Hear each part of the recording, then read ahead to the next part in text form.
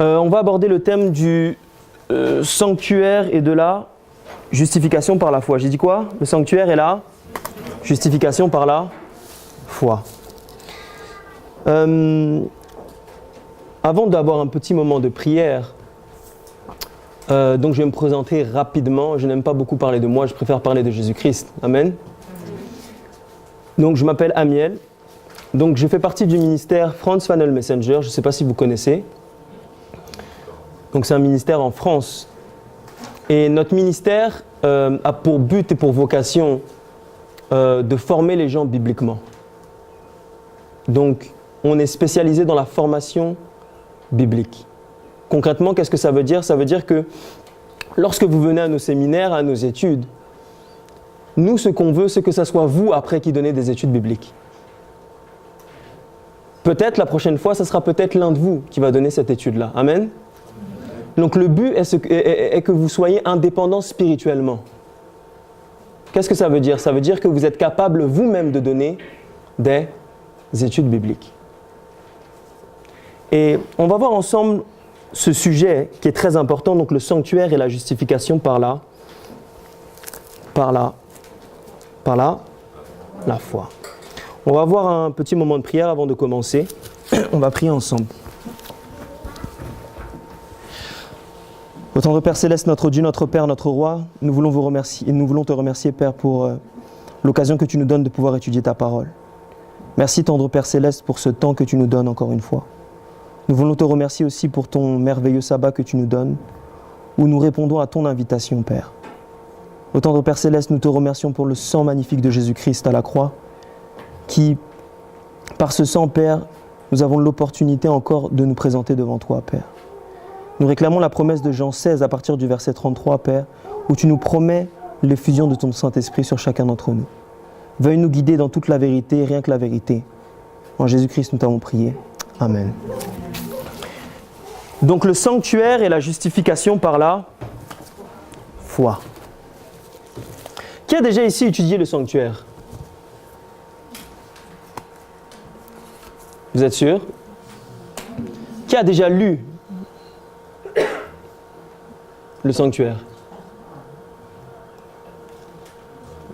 Vous avez lu aussi, n'est-ce pas? Ok, ne soyez pas... On dirait que vous avez peur de moi. J'aime poser des questions. Amen. Il y a un auteur qui disait que Jésus-Christ ne peut pas être la réponse pour beaucoup d'entre nous parce qu'on ne pose pas de questions. Vous comprenez? Jésus-Christ ne peut pas être la réponse pour beaucoup d'entre nous parce qu'on ne pose pas de questions. Donc si je pose des questions, n'hésitez pas à répondre. Vous connaissez tous le sanctuaire normalement puisque vous êtes tous des adventistes. Le sanctuaire est composé de combien de compartiments?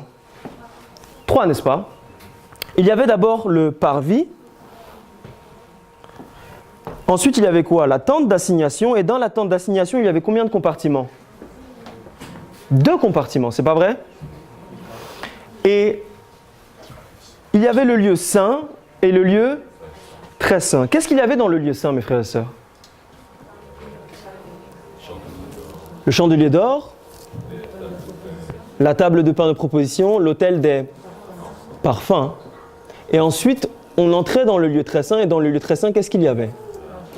L'arche de l'alliance. C'est tout? La loi, la verge d'Aaron. Mais il manque quelque chose. Là, il manque encore quelque chose. Les 2 chiens, il manque encore quelque chose. Non. Non. Ah, le propitiatoire. Vous allez comprendre pourquoi ce n'est pas anodin que vous oubliez toujours le propitiatoire. Parce que le propitiatoire, en anglais, c'est ce qu'on appelle de mercy seat, donc le siège de la miséricorde ou de la grâce. Mais avant de rentrer dans le sanctuaire, chaque personne devait passer par seulement une seule porte. Vous savez que c'est très dangereux de parler de la justification par la foi sans la mettre dans le sanctuaire. Pourquoi? Parce que le sanctuaire nous montre le vrai évangile. Par exemple, beaucoup de gens disent que Il suffit d'accepter Jésus-Christ une seule fois, donc sauvé une fois, sauvé pour toujours. C'est pas vrai? Vous savez pourquoi les gens pensent ça? C'est parce qu'ils n'étudient pas le sanctuaire.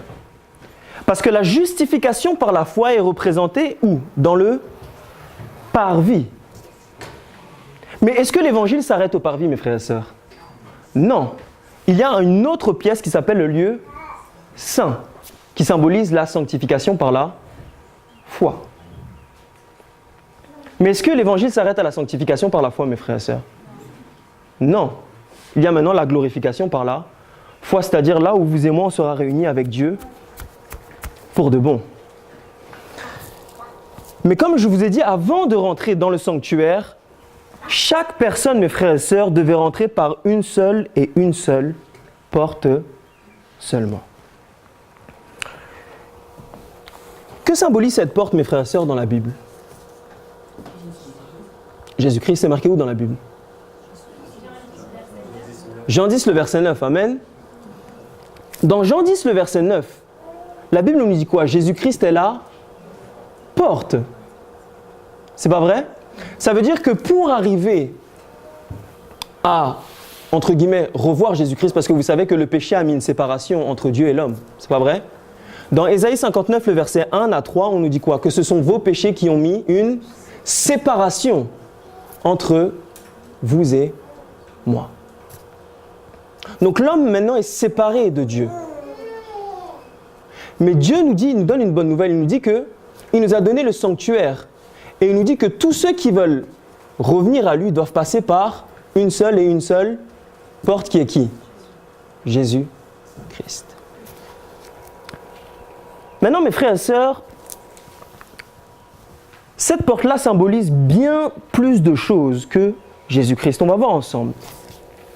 On va voir ensemble déjà que la justification par la foi est partout dans le sanctuaire, donc partout dans le plan du salut. Si vous dites seulement que la justification par la foi est dans le parvis, c'est une erreur aussi. Parce qu'on dit la justification par la foi, la sanctification par la foi et la glorification par la foi. Donc la justification par la foi est partout, mes frères et sœurs. Maintenant, comment prouver ça bibliquement? Voici à quoi ressemblait la première porte dans le sanctuaire. Combien il y avait de colonnes ici? 4, n'est-ce pas? Si vous lisez Exode 38, donc tout Exode 38, on va vous donner la description de cette porte-là. Il y avait combien de couleurs, mes frères et sœurs, sur la porte? Si vous regardez, combien de couleurs vous voyez? 3, n'est-ce pas? Il y avait quoi comme couleur?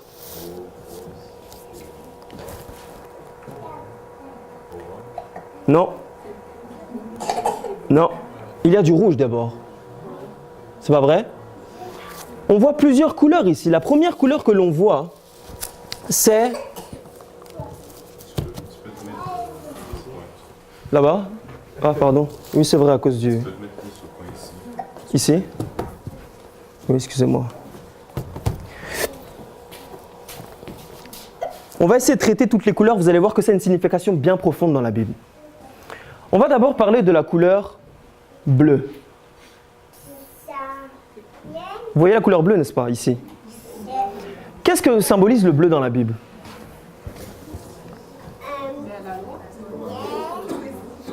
La loi de Dieu. Vous vous rappelez l'histoire de cet homme qui a transgressé le sabbat parce qu'il ramassait du bois? Vous vous rappelez? Dans Nombre 15. Lorsqu'il a ramassé du bois, on nous dit qu'il a transgressé le sabbat. Et qu'est-ce qui s'est passé? Les hommes qui l'ont vu ont mis le cas devant Moïse, qui devait s'occuper des affaires à cet instant. Et lorsqu'ils ont transmis l'histoire à Moïse, Moïse a dit qu'on doit lapider cet homme-là. Pourquoi? Parce qu'il avait transgressé les commandements de Dieu. Mais lorsqu'ils ont transgressé les commandements de Dieu, Dieu a demandé une chose bien spécifique maintenant aux Israélites. Qu'est-ce qu'il leur avait demandé? Qu'est-ce qu'il avait demandé? De mettre un turban. De mettre un turban comment? Bleu. Et il leur a dit que ce turban bleu-là allait, c'était comme un signe pour qu'il se rappelle les commandements de qui? De Dieu. Donc le bleu dans la Bible, mes frères et sœurs, symbolise quoi? Les commandements de Dieu ou l'obéissance. Si vous étudiez bien, vous allez voir que c'est répété dans Psaume 97, dans Apocalypse, que le trône de Dieu est fait de saphir. C'est pas vrai? Le saphir, c'est quelle couleur, mes frères et sœurs? C'est rouge? C'est bleu. Donc lorsqu'on parle de bleu dans la Bible, ça symbolise quoi, mes frères et sœurs? L'obéissance. Il est intéressant de noter, mes frères et sœurs, que quelle est la couleur prédominante sur la terre? Ah, c'est le bleu. Qui a dit rouge?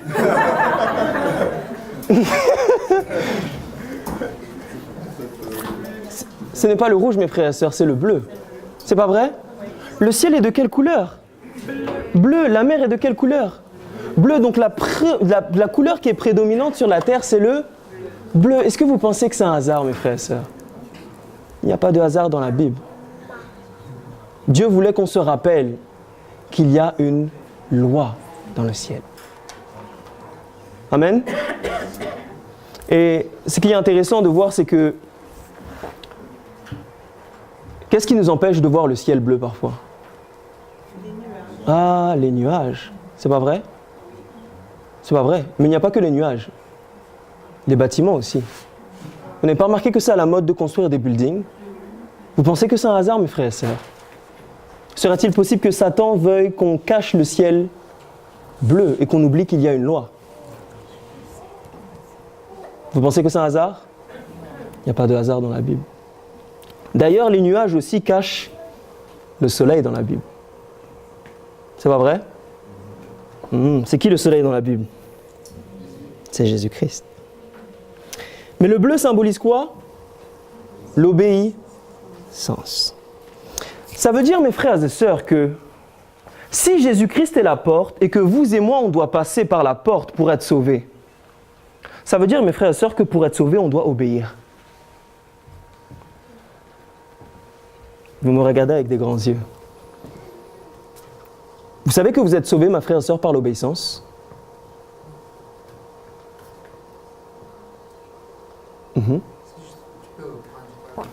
Si Jésus-Christ est la porte, et qu'on doit passer par cette porte pour être sauvé, mais que sur cette porte-là, on a vu la couleur bleue, qui symbolise quoi? L'obéissance. Ça veut dire que nous sommes sauvés par l'obéissance.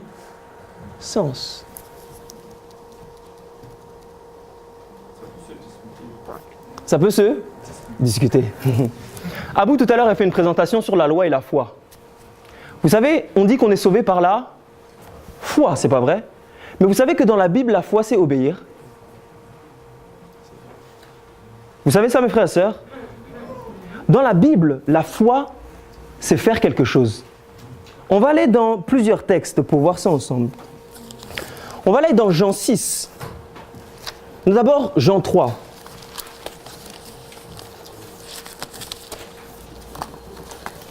Jean 3.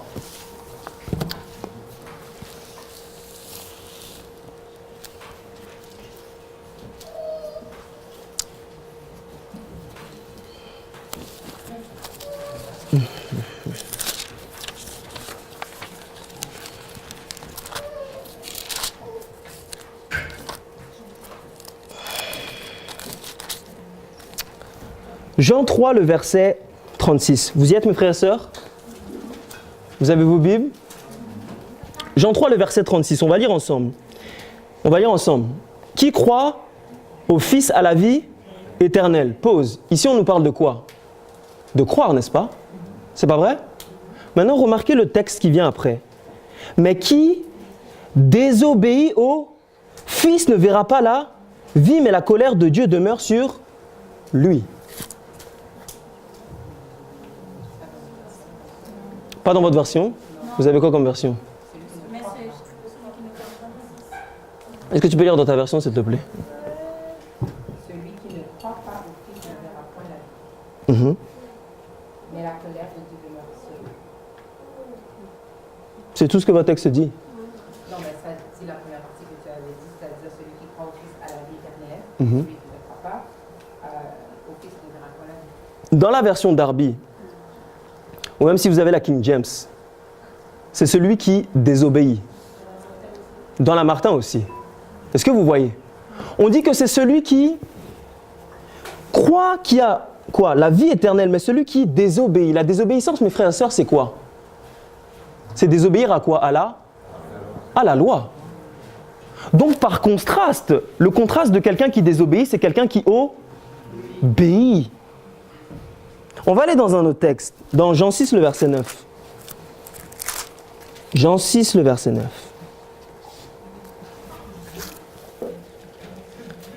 Jean 6, le verset 29.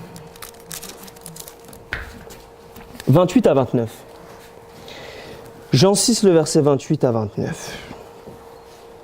Est-ce que vous y êtes, mes frères et sœurs? On va lire ensemble. Je vais lire dans la Darby, pardon. Que ferons-nous pour faire les œuvres de Dieu? Qu'est-ce que vous avez dans votre version? Que devons-nous faire pour faire les œuvres de Dieu? Ok. Que devons-nous faire pour faire les œuvres de Dieu? Est-ce que vous êtes d'accord ici qu'on parle des œuvres? C'est pas vrai? Donc l'obéissance. Maintenant, est-ce que quelqu'un peut lire le verset 29, s'il vous plaît? Jésus leur répondit, l'œuvre de Dieu, c'est que vous croyez en celui qui l'a envoyé. Ah! Vous ne voyez pas quelque chose?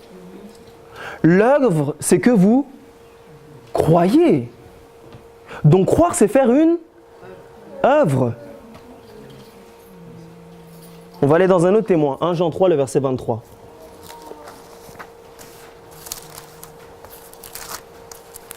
1 Jean 3, le verset 23.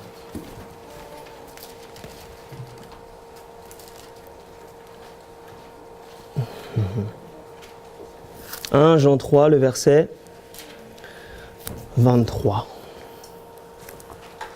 Si on n'a pas compris ça, mes frères et sœurs, on n'a pas compris la justification par la foi.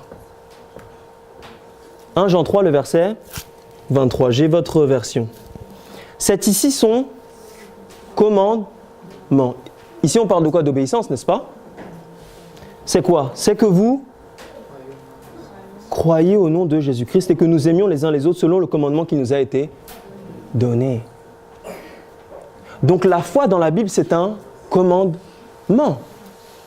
Vous savez qu'on a fait une grosse erreur en voulant séparer la foi des œuvres. C'est Jacques qui dit ça, non? Dans Jacques 2, le verset 17, Jacques dit quoi? La foi sans les œuvres, c'est une foi qui est comment? Morte.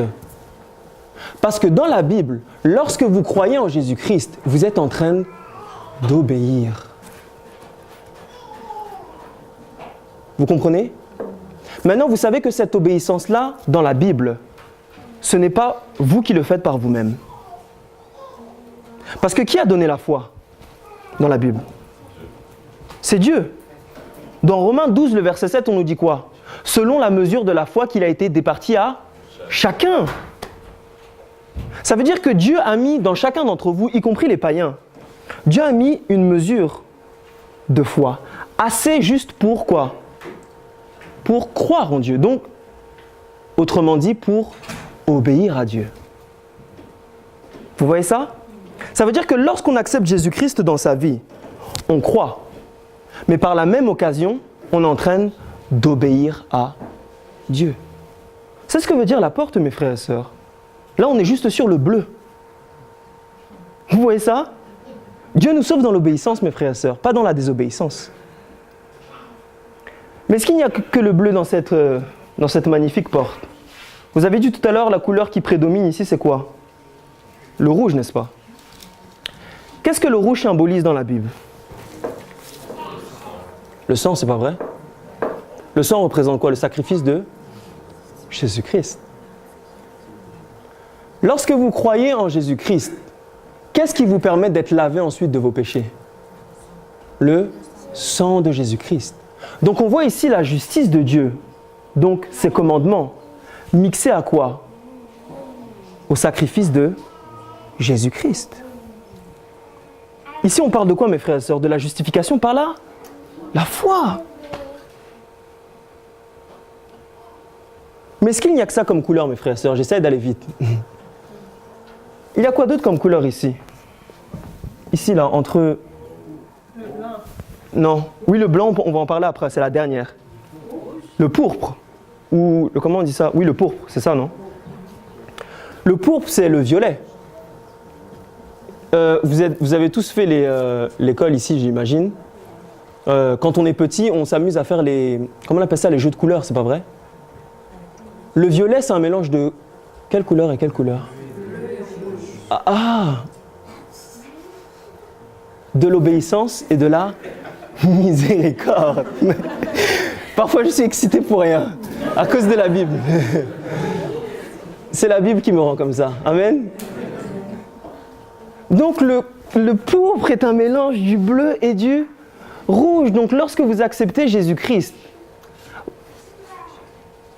tout de suite, il y a les commandements de Dieu et vous êtes lavé par le sang de Jésus-Christ. Vous pensez que c'est un hasard, mes frères et sœurs? Est-ce que vous pouvez obéir de vous-même? Non, ça demande une intervention divine. C'est pas vrai? Ça veut dire que le bleu aussi peut représenter la divinité de Jésus-Christ. Et le rouge peut représenter son humanité. Donc, le pourpre, c'est la divinité mixée avec l'humanité. C'est pas vrai? Et ensuite vient la couleur quoi? Le blanc. Donc, lorsque vous mixez la divinité et l'humanité dans la vie de quelqu'un, comment vous êtes? Vous êtes pur aux yeux de Dieu. Est-ce que vous voyez ça, mes frères et sœurs? Ici, on est simplement sur la première porte. Ça nous parle ici de la justification par la foi. Et ici, il y a combien de poteaux? 4. Jésus-Christ a été percé à combien d'endroits? À vous de deviner. À vous de deviner. 4. 2 mains de pied. 2 mains de pied. 2 mains de pied, il n'a pas été percé sur la tête. Oui, la côte a été percée. Mais quels étaient les 2 endroits qui ont été cloués sur la croix? Il n'y a que 4 parce que c'est des clous, ça. Parce que ici, mes frères et sœurs, c'est enfoncé où? Dans la terre. Donc c'est des clous. Donc Jésus-Christ a été... Bref. Ici, on est seulement sur la première porte. Dans le sanctuaire, mes frères et sœurs, il y a combien de portes? 3. Lorsque vous acceptez Jésus-Christ dans votre vie, vous acceptez son sacrifice, c'est pas vrai? L'autel des sacrifices. Là, on sacrifiait quoi?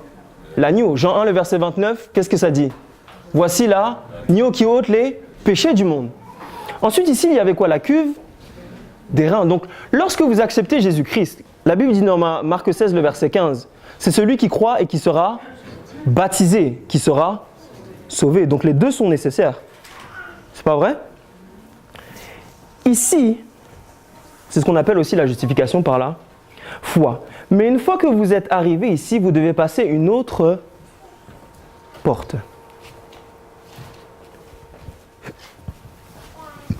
Et vous ne voyez pas qu'il y a les mêmes couleurs? Vous voyez ça?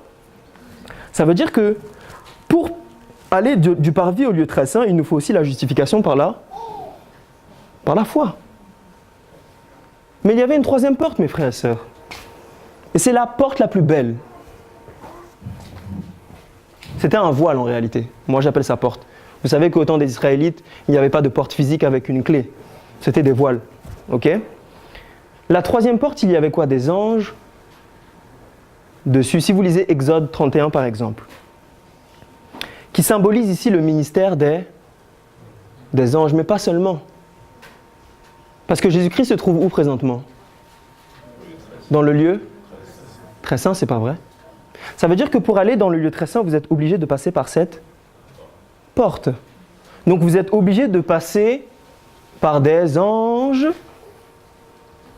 ou par le message des 3 anges. C'est le message des 3 anges qui fait que le peuple qui est ici est préparé pour entrer dans le lieu très saint, donc là où Jésus-Christ est. Mais ce qui va nous intéresser aujourd'hui, c'est la dernière étape du sanctuaire. Vous connaissez tout ça, non? C'est l'arche de quoi? L'arche de l'Alliance. Parce que le sujet en réalité que Jaffa m'avait demandé, et je le remercie d'ailleurs pour l'invitation, c'était spécifiquement pour la justification par la foi et le sanctuaire et le temps d'expiation, c'était ça, non? Et la purification du sanctuaire.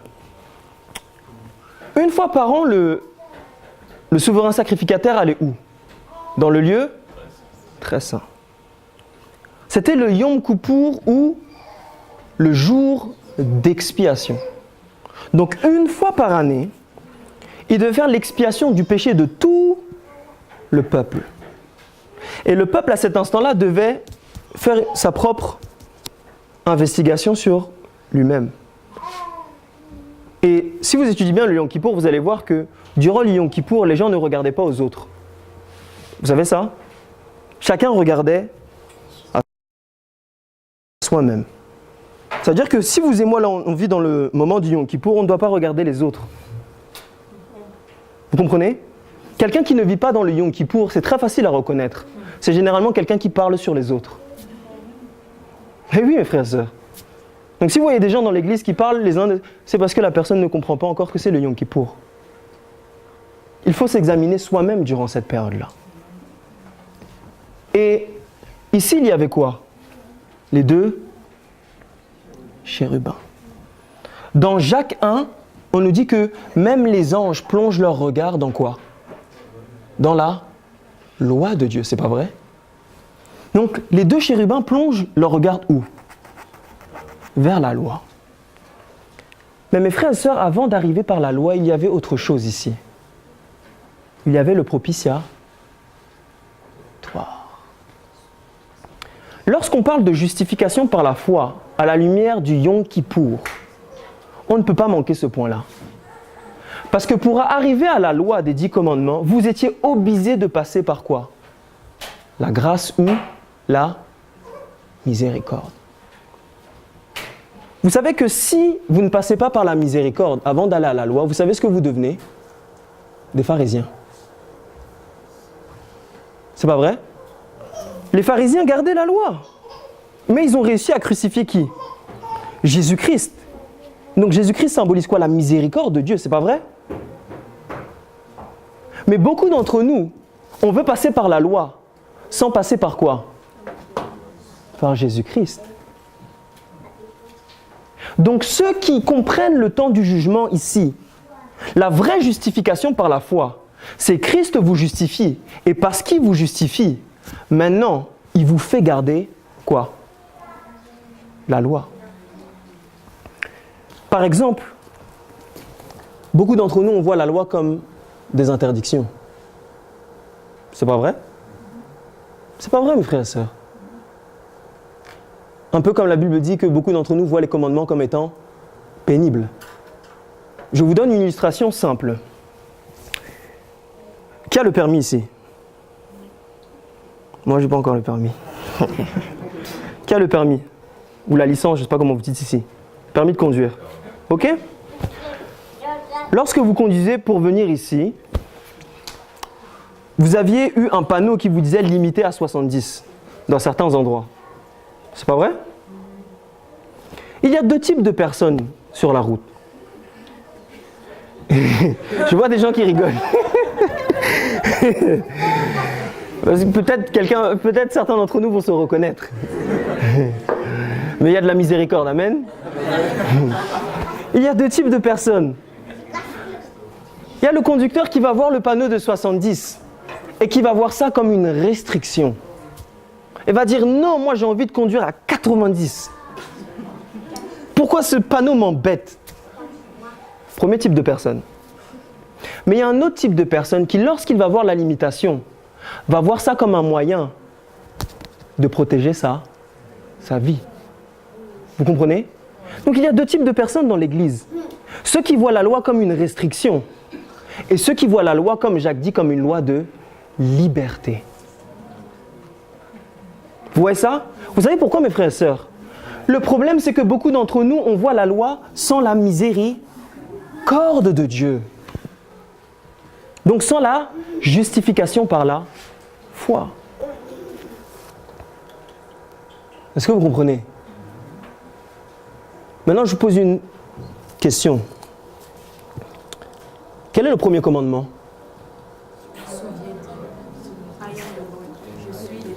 Quel est le premier commandement? Vous sonnez comme la multitude là.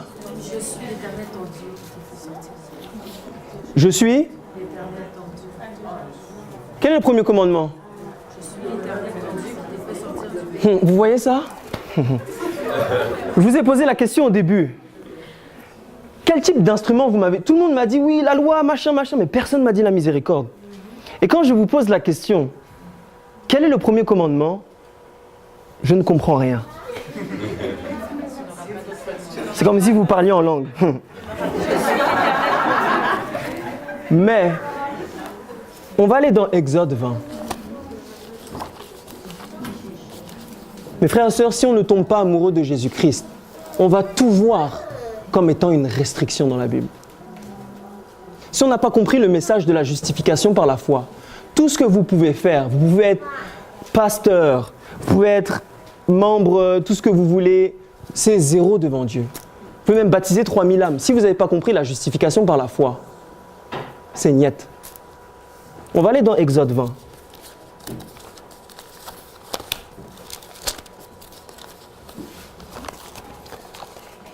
Exode 20, mes frères et sœurs. Exode 20. Vous y êtes, mes frères et sœurs? Ok. Qu'est-ce que nous dit le premier verset? Et Dieu? Alors Dieu prononça toutes les paroles. Je suis l'Éternel, ton Dieu qui t'ai fait sortir de quoi? Du pays d'Égypte, de la maison de la servitude. Et tu n'auras pas d'autre Dieu devant ma face. Quand je vous ai posé la question, beaucoup de gens ont dit que le premier commandement, c'est tu n'auras pas d'autre Dieu devant ma face. Mais les 10 commandements ne commencent pas comme ça, mes frères et sœurs. Dans Exode 20, ça commence par quoi? Je suis l'Éternel, ton Dieu. Je me suis trompé même. Le verset dit, et Dieu dit. Et Dieu dit. Vous savez que mes frères et sœurs, vous pouvez faire toute une étude de 3 heures juste sur « Et Dieu dit ». Vous savez ça? Quelle est la plus grande définition de Jésus-Christ dans la Bible? Non, faux. Ça, c'est ce que les pharisiens pensaient. Mais la plus grande définition de Dieu dans la Bible, c'est 1 Jean 4, le verset 8, qui dit « Dieu est amour ». Ou autrement dit, l'amour c'est Dieu. Donc l'amour dans la Bible, mes frères et sœurs, ce n'est pas un sentiment. C'est une personne. C'est-à-dire que si vous n'avez pas connu Dieu, c'est impossible pour vous d'aimer. Vous voyez ça? Donc pour une relation, si Dieu est mis à côté, ne dites pas vous aimez votre copine, vous ne l'aimez pas. Sans connaître Jésus-Christ, c'est impossible que vous ayez une claire définition de ce qu'est l'amour. Donc si Dieu est amour, ou autrement dit l'amour c'est Dieu, ça veut dire que par tous les endroits dans la Bible où vous trouvez Dieu, vous pouvez le remplacer par quel mot? L'amour. Donc revenons maintenant sur Exode 20. Qu'est-ce que nous dit le premier verset? L'amour dit. Vous voyez ça? Les 10 commandements commencent par quoi, mes frères et sœurs? L'amour. Par la miséricorde. Et c'est pour ça que Jésus-Christ dit « Je suis celui qui t'ai fait sortir du pays d'Égypte, de la maison de la servitude. » L'Égypte symbolise le péché, la maison de la servitude, dont l'esclavage au péché. Donc pour vous faire garder la loi, Dieu doit d'abord vous sauver. Il est impossible de voir la loi comme étant une loi de liberté sans qu'avant vous passiez par la conversion, donc la justification par la foi.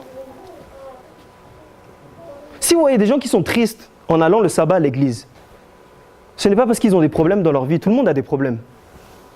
Mais Jésus-Christ a plus de solutions. Amen. Mais la raison pour laquelle beaucoup d'entre nous, nous venons à l'église même le sabbat, et parfois nous sommes tristes, beaucoup d'entre nous, c'est parce qu'on n'a pas encore senti et goûté comment Jésus était bon. On n'est pas vraiment encore converti. On ne peut pas s'asseoir et dire « Ah, j'étais comme ça, Dieu m'a sauvé de ma gadoue. Et parce qu'il m'a sauvé de la gadoue, voilà à quoi ressemble la vraie liberté. Tu n'auras pas d'autre Dieu devant ma face. » C'est pour ça que les 10 commandements, dans notre ministère, on n'appelle pas ça les 10 commandements. On appelle ça les 10 paroles d'amour ou les 10 promesses de Dieu. Vous savez que le mot dire ici, c'est le mot chanter. Donc l'amour a chanté quelque chose. Mais le mot dire ici aussi, c'est le mot commander et c'est en même temps le mot promettre. Donc quand Dieu dit, c'est un commandement, c'est pas vrai? Mais lorsqu'il vous commande quelque chose, en même temps, il vous donne une promesse qui vous permet de l'accomplir. Justification par la foi. Vous voyez ça? Donc quand Dieu vous commande quelque chose, il vous dit, voilà les 10 commandements. Au même moment, ces 10 commandements-là, c'est une promesse pour vous. Voilà à quoi ressemble la vie que je veux te donner, mon enfant. Tu ne tueras point. Tu ne commettras point d'adultère. Tu ne voleras point. Voilà ce que ressemble la vie que moi je veux te donner. Si vous ne passez pas par la justification par la foi, vous ne pouvez jamais comprendre ça, mes frères et sœurs. Est-ce que vous comprenez? On va creuser un peu plus. Il me reste combien de temps?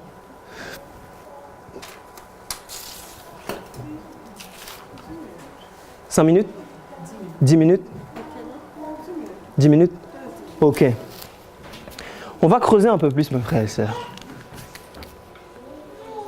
Vous voulez creuser un peu plus? Moi, j'aime étudier la Bible, amen. Je n'avais rien préparé, amen. Vous savez ça? Je n'ai rien préparé, mes frères et sœurs. Ça, c'est l'évangile, mes frères et sœurs. Chacun ici devrait être capable de présenter ça. Amen.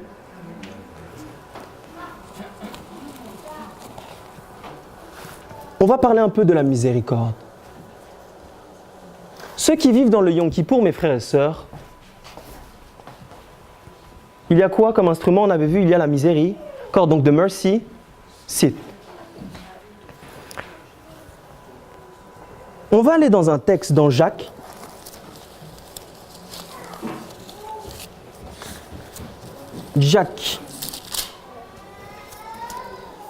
Jacques 2,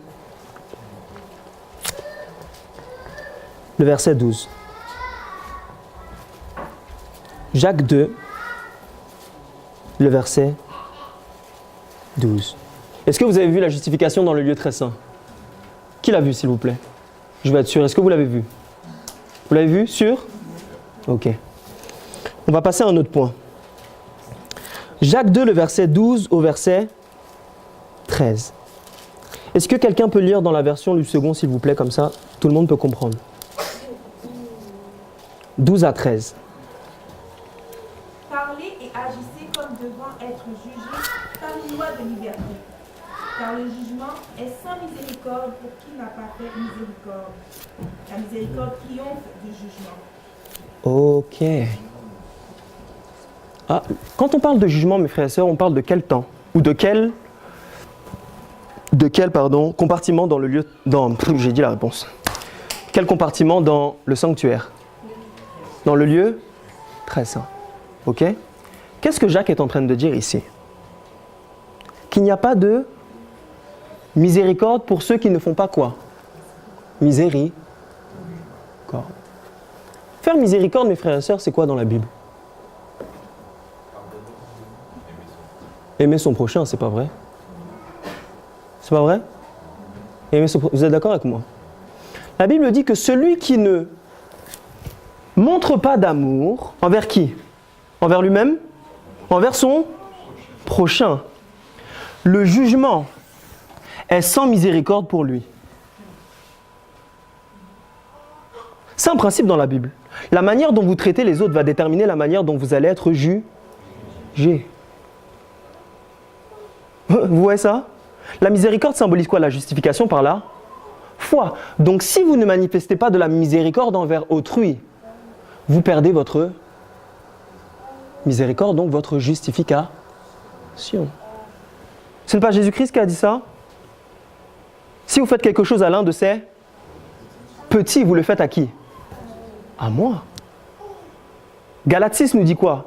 Prenez soin de quoi? Des autres, mais particulièrement des frères en la foi. Donc dans la Bible, si vous dites que vous êtes justifié par la foi dans le Yom Kippour, automatiquement, cette justice que vous avez reçue, on doit la voir dans votre vie, mais dans la manière dont vous traitez les autres. Ça veut dire, mes frères et sœurs, que si vous êtes dans une église et que le comité d'église ou l'église, lorsqu'il y a un cas qui est présenté devant l'église, vous ne manifestez pas de la miséricorde, vous savez ce que vous êtes en train de faire? Vous êtes en train de perdre votre justification. Ça veut dire que de la même manière que le pécheur vient dans le comité, c'est la même manière que Dieu va vous traiter. Lorsque vous voyez une sœur dans l'église qui peut-être tombe enceinte, ok, et que vous la condamnez, vous savez que Dieu va vous juger de la même manière, mes frères et sœurs. Vous perdez automatiquement votre justification par la foi. Il y a un moyen très facile de savoir si une personne est justifiée ou pas. Parce que savoir qu'une personne est justifiée, ça ne veut pas dire juger. Amen. La Bible dit qu'il ne faut pas juger. Mais l'homme spirituel juge de tout. Donc des choses spirituelles. Les choses spirituelles, c'est quoi dans la Bible? C'est tout ça, n'est-ce pas? Donc l'homme spirituel est capable de dire ce qui est bon de ce qui est mauvais. On va aller dans Romains 5. Romains 5.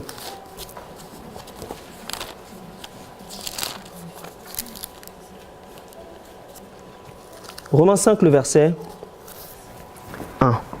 C'est toujours la justification par la foi. Dans le lieu très saint. Vous y êtes, mes frères et sœurs? Ayant donc été justifiés par quoi? La foi. Donc ici, on parle de quel sujet? La justification par la foi. Nous avons quoi? La paix avec qui? Avec Jésus-Christ. Si vous êtes vraiment justifiés, mes frères et sœurs, vous savez que vous êtes des individus qui êtes censés être dans la paix. Vous savez ça? Par exemple, vous savez que ce qui tue le plus dans l'Église aujourd'hui, ce qui tue vraiment l'Église aujourd'hui, c'est la médisance. Vous savez ça? C'est-à-dire parler de l'autre sans avoir vérifié. Vous savez ça? C'est ce qui tue l'Église aujourd'hui. Mais la plupart des gens qui parlent des autres, vous savez que ça manifeste qu'ils ne sont pas en paix. Vous savez ça? Quelqu'un qui vient toujours chercher des histoires, c'est quelqu'un qui n'est pas encore en paix, mes frères et sœurs. Donc il n'a pas été justifié.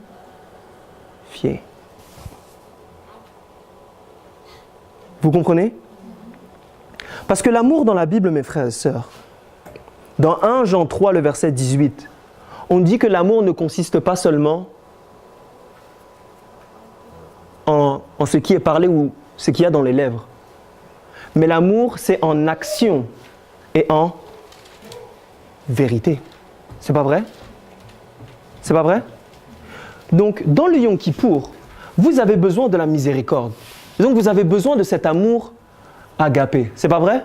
On a tous besoin d'amour ici. Mais comment on va savoir que vous êtes vraiment justifié, que vous avez vraiment cet amour-là agapé? Ça va être manifesté dans la manière dont vous allez traiter l'autre. Vous savez comment Dieu nous a dit de traiter les uns et les autres? Il y a une seule méthode dans la Bible. Et on va terminer avec ça. Il y a une seule méthode dans la Bible que l'Église a oubliée malheureusement. Quand vous avez un conflit avec votre frère, si vous avez vraiment la miséricorde, si vous avez vraiment l'amour agapé, si vous êtes vraiment justifié, vous devez appliquer cette méthode. Qui connaît cette méthode? Ne dites rien pour ceux qui le savent. Donc maths et tout, ne dites rien. Qui connaît cette méthode? Vous voyez? Il y a une seule personne qui connaît cette méthode ici. Ask the question, je vous ai posé la question. C'est la Bible qui dit que votre oui soit oui et votre non soit non. Bon, où se trouve cette méthode dans la Bible? Matthieu 18, à partir du verset 15. Et on va terminer sur ce verset-là. Matthieu 18, le verset 15.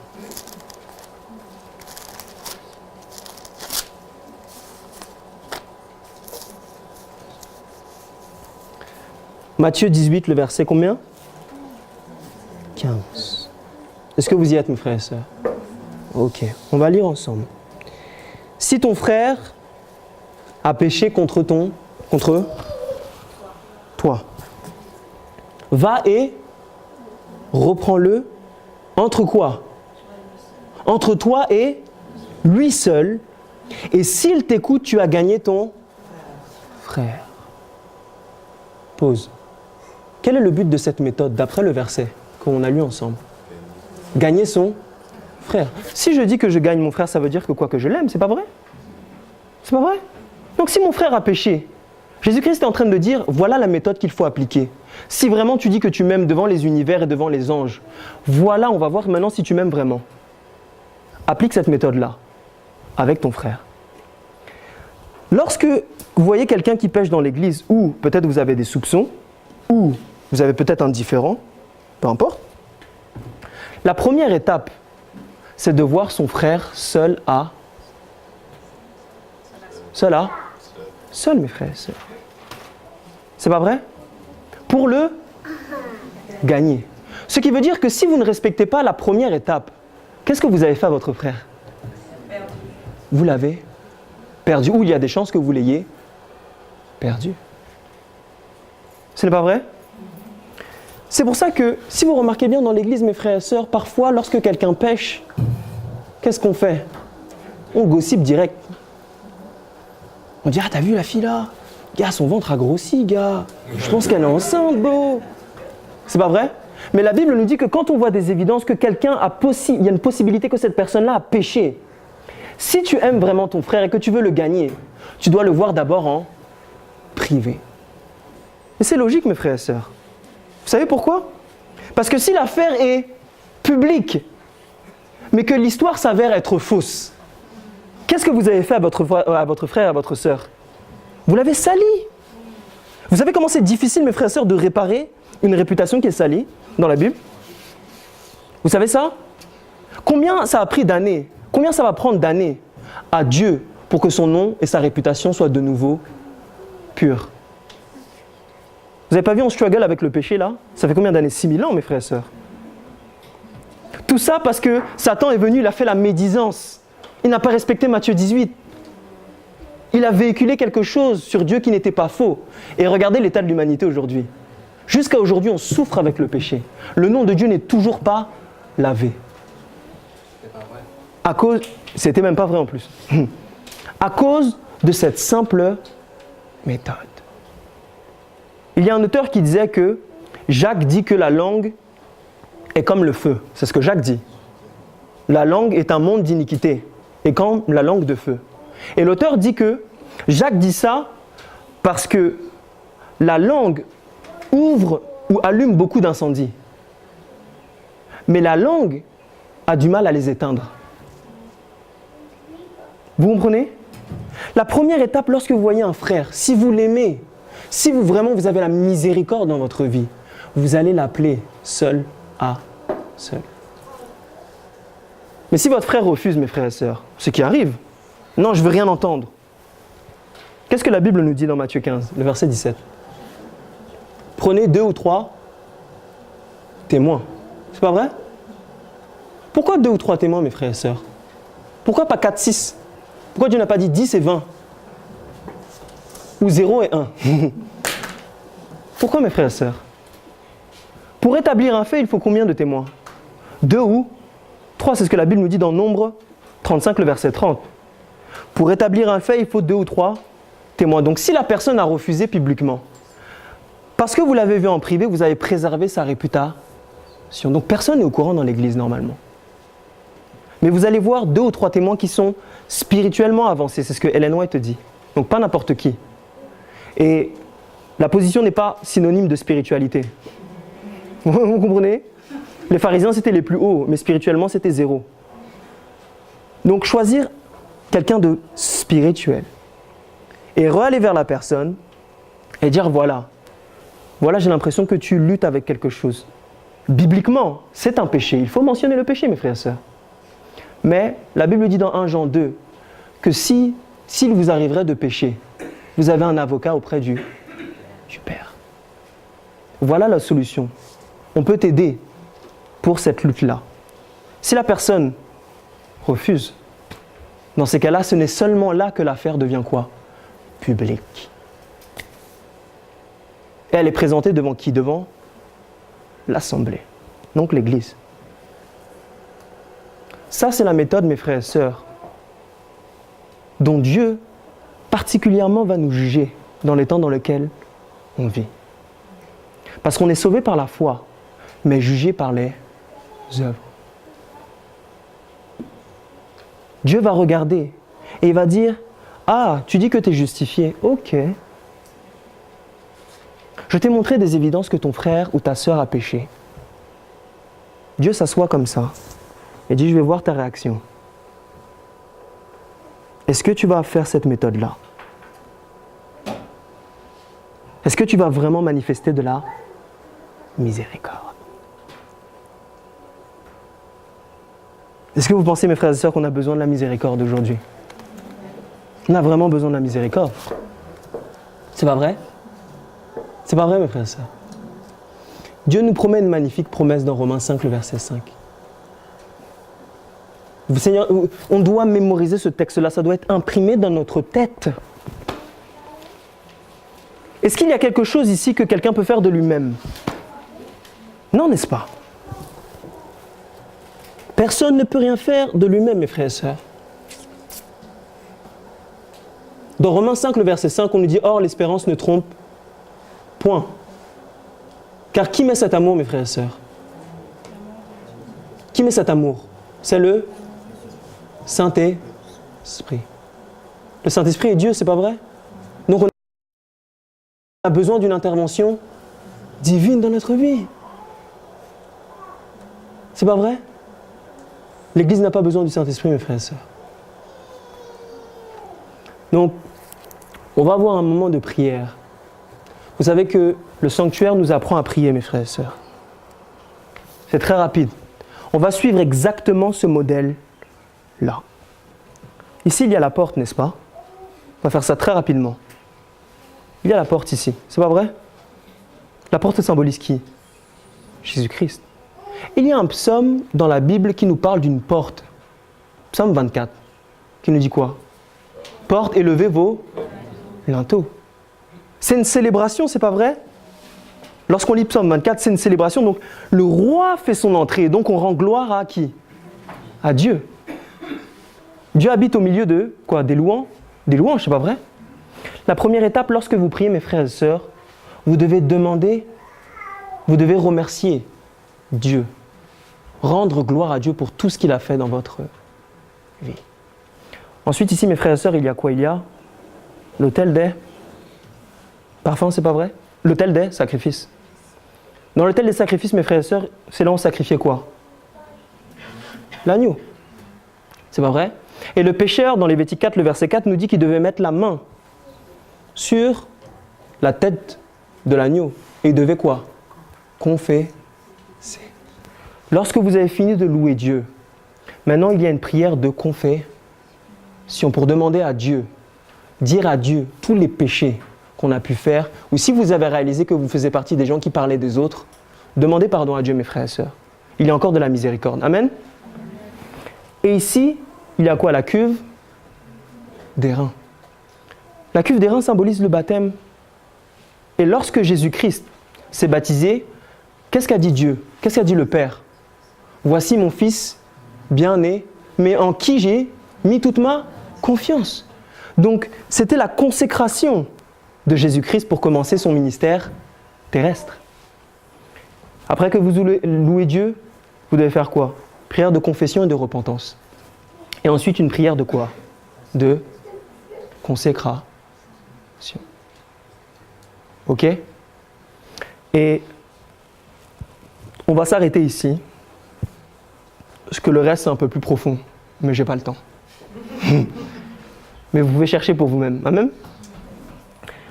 Donc on va avoir un moment de prière de 10 minutes, 15 minutes. Ça va être rapide. Je vais demander à tous ceux qui le peuvent de bien vouloir s'agenouiller. C'est un privilège d'être à genoux.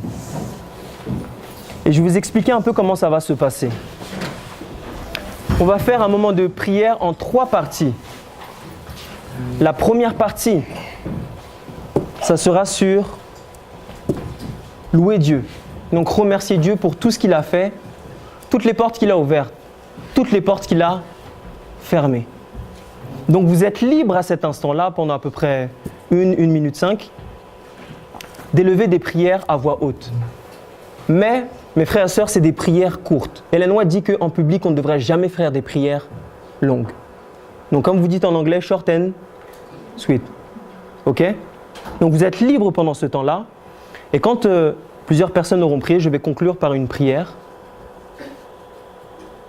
Et ensuite de ça, on va faire un deuxième temps de prière. Maintenant, ça va être sur la confession et la repentance. Même schéma. Si c'est des péchés qui sont un peu plus graves là, ne les dites pas à voix haute. Dieu entend votre cœur. Amen. Mais vous pouvez réclamer la promesse de 1 Jean 1, le verset 9, qui dit que si nous confessons nos péchés, il est quoi? Fidèle et juste pour nous les pardonner. Et une fois de plus, je conclurai avec une prière. Et ensuite, on va avoir un dernier temps de prière sur la consécration. On va dire à Dieu qu'il nous consacre davantage, particulièrement à ce camp Jaffa. Que ce soit peut-être le début d'une expérience particulière avec Dieu. Amen. Et cette fois-ci, ce n'est pas moi qui vais prier, mais ça va être Abou Bakar sur la dernière prière, donc la prière de la consécration. Vous avez tous compris? Ok. Donc le temps de prière commence dès maintenant.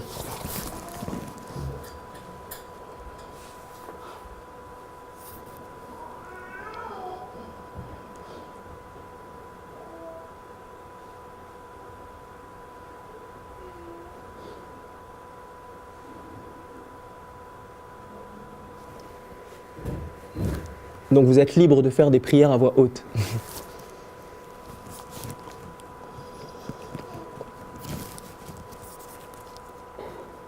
Seigneur Dieu, je te loue pour qui tu es, Seigneur, pour ton amour, Seigneur, pour ton amour.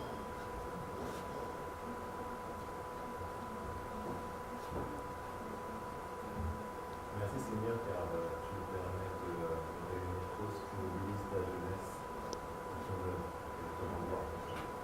Amen.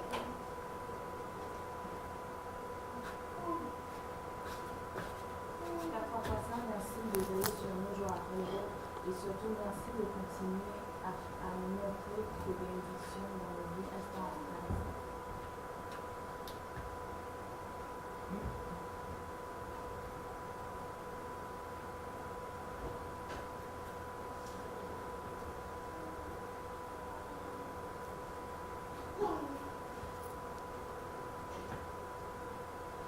Que ton nom soit béni, éternel, que Dieu notre Père, pour quand tu es à moi, que tu as magnifié tout cet amour, en donnant ton Fils Jésus-Christ pour nous, alors que nous étions encore des êtres.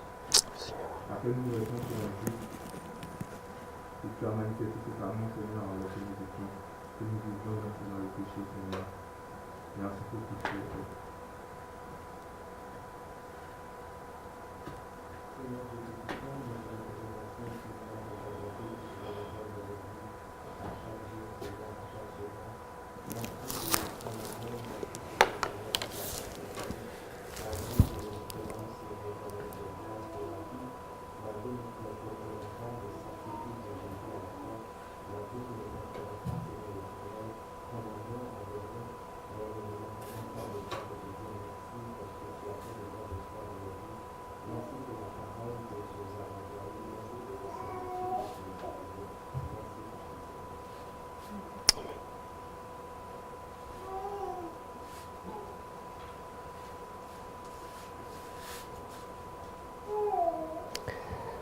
Notre Père Céleste, notre Dieu, notre Père, notre Roi, nous voulons juste te remercier, Père, te remercier pour ce merveilleux sacrifice que tu as fait à la croix.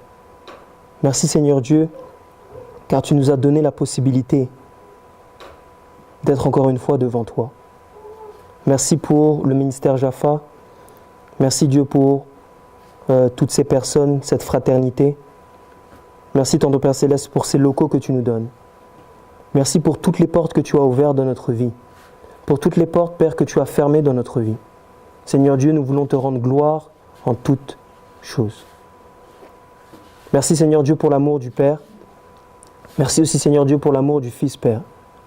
Et merci, Seigneur Dieu, pour l'aide que nous donne le Saint-Esprit à chaque instant. Merci aussi, tendre Père Céleste, pour le ministère des anges dans notre vie. Seigneur Dieu, nous aurions pu être ailleurs dans le monde. Nous aurions pu, Seigneur Dieu, être ailleurs dans des clubs. Mais Seigneur Dieu, tu as choisi, par ta grâce, que nous soyons devant toi, Père. Et nous voulons te remercier pour cela. Que toute gloire te soit rendue au siècle des siècles. Amen. On va faire maintenant la prière de repentance et de confession.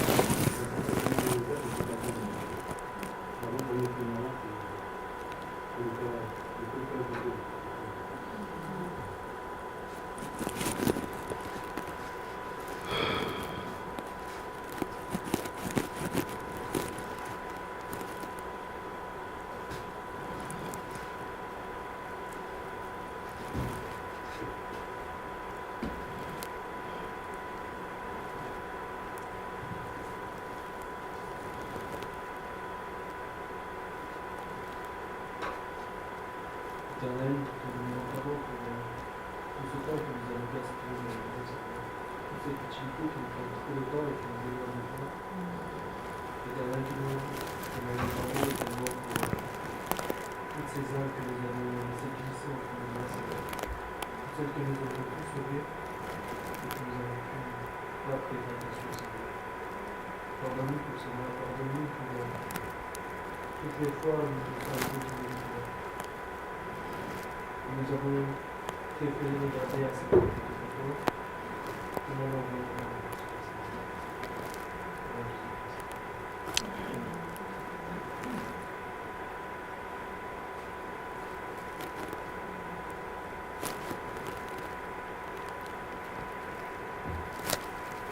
Ô tendre Père Céleste, notre Dieu, notre Père, notre Roi, Seigneur Dieu, tu nous dis dans 1 Jean 1, le verset 9, que si nous confessons nos péchés, tu es fidèle et juste pour nous les pardonner. Merci Père éternel pour cette merveilleuse promesse, Père. Tu vois que ton Église souffre, que Seigneur Dieu, nous sommes encore dans cet état de pécheurs, que c'est nous-mêmes, Père éternel, qui mettons nos iniquités devant ta face. Mais Seigneur Dieu, nous les te présentons, les péchés de chacun d'entre nous ici présents.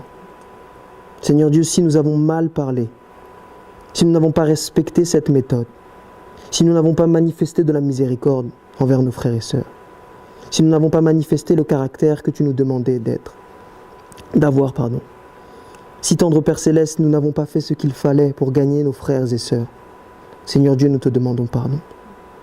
Seigneur Dieu, nous savons que tu as promis dans ta parole que si 2 ou 3 personnes te demandent quelque chose, alors Père éternel, tu leur accordes selon ta volonté. Alors nous, d'un commun accord ici, Père, nous voulons te demander pardon.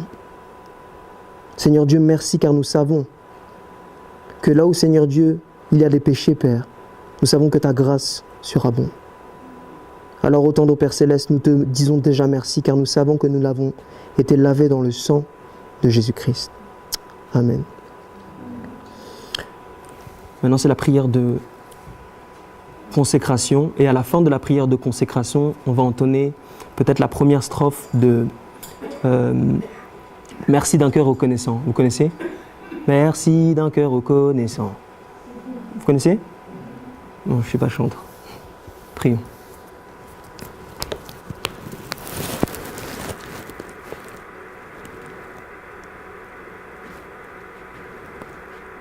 Seigneur, dans ta parole, tu nous dis que la moisson est belle,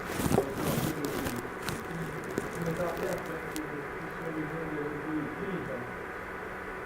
Mais lorsque nous regardons ce monde, il y a beaucoup de choses qui nous empêchent de fixer la parole de Dieu. Nous te demandons, Seigneur, de nous contacter, de mettre en œuvre le cœur de la parole, afin que nous puissions comprendre les vraies perspectives qui passeront à la parole, les perspectives qui passeront. Et que nous puissions aller nous affecter par des considérations et que nous puissions accomplir ce que tu veux nous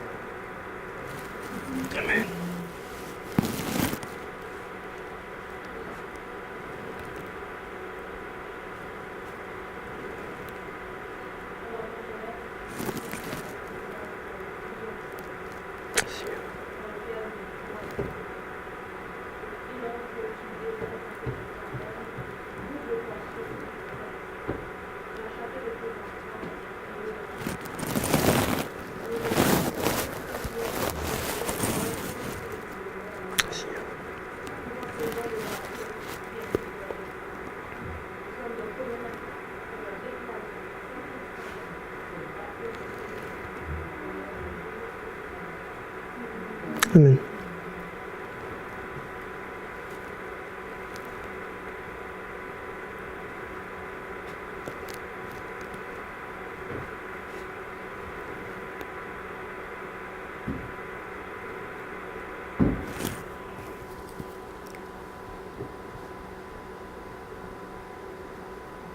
Merci d'un cœur reconnaissant.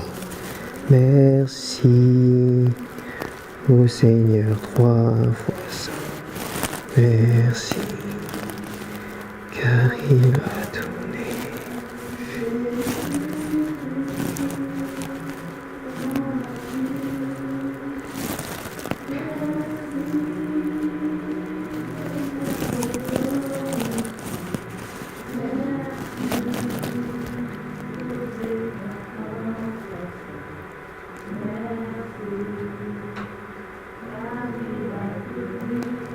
Jésus.